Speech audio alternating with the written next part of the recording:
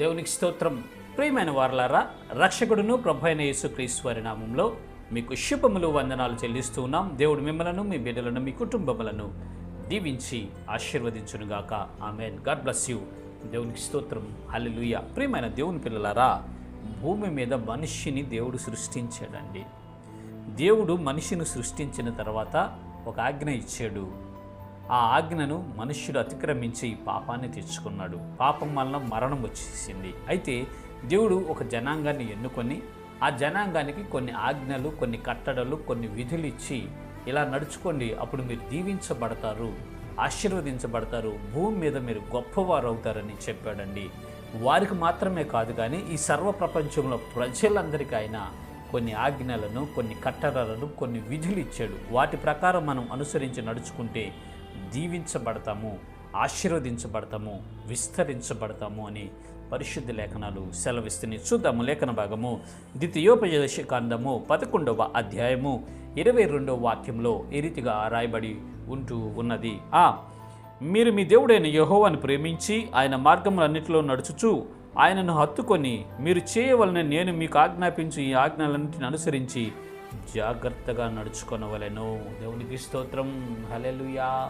ప్రియమైన దేవుని పిల్లలారా, దేవుడు అనుగ్రహించినటువంటి ఆజ్ఞలను, కట్టడలను, విధులను అనుసరించడానికి జాగ్రత్త కలిగి ఉండండి మీరు అని మోసెస్ హెచ్చరిస్తున్నాడు. ఆనాడు ఇశ్రాయేల్ ప్రజలను విడిపించినటువంటి నాయకుడండి. దేవుని శక్తి చేత, దేవుని బాహుబలము చేత ఐగుప్తు దేశంలో 10 సూచక క్రియలు చేసి అద్భుతకరంగా ఆ దేశంలో ఉన్నటువంటి దాదాపుగా 20 లక్షల మంది జనాంగాన్ని అద్భుతకరంగా విడిపించి సముద్రంలో గుండా నడిపించాడు.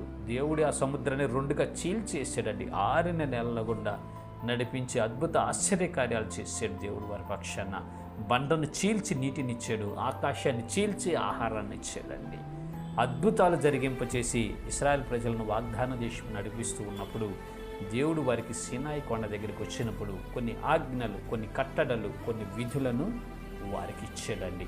ఎలా నడుచుకోవాలి, ఎలా మాట్లాడాలి, ఎలా జీవించాలి, ఎదుటి వ్యక్తితో ఎలా ప్రవర్తించాలి, సమస్తమైనటువంటి ఆజ్ఞలన్నీ దేవుడు ఇశ్రాయేల్ ప్రజలకు ఇచ్చి మీరు జాగ్రత్తగా అనుసరించి నడుచుకుంటే భూమి మీద ఉన్న సమస్త జనుల కంటే మీరు హెచ్చించబడతారు, మీరు ఆశీర్వదించబడతారు, మీరు దీవెనకరంగా మార్చబడతారు, మీ బిడ్డలు ఆశీర్వాదకరంగా మార్చబడతారు, మీ కుటుంబంలో సంతోషంతో ఉంటాయి, నిత్య ఆనందంతో మీరు ఉంటారు అని దేవుడు వారికి ఆజ్ఞాపించాడండి.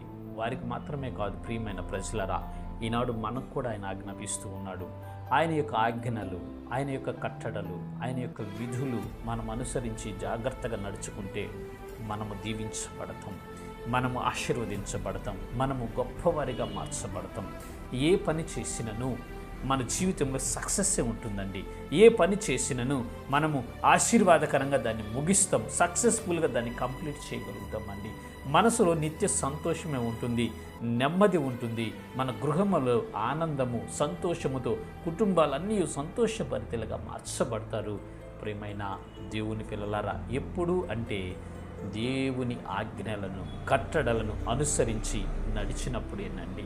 ఆయన ఆజ్ఞలను, ఆయన కట్టడలను అనుసరించి నడిస్తే దీవించబడతాము, ఆశీర్వదించబడతాం. కాబట్టి ప్రియమైన దేవుని పిల్లలారా, దేవుని యొక్క వాక్యమును మీ జీవితంలో నెరవేర్చుకుంటూ ప్రయత్నం చేయండి. దేవుని వాక్య ప్రకారం నడుచుకొని ఆశీర్వదించబడండి. ఇటు కృప దేవుడు మనందరికీ కలుగు చేయనుగాక. ఆమేన్. God bless you. దేవునికి స్తోత్రం. హల్లెలూయా. Praise the lord.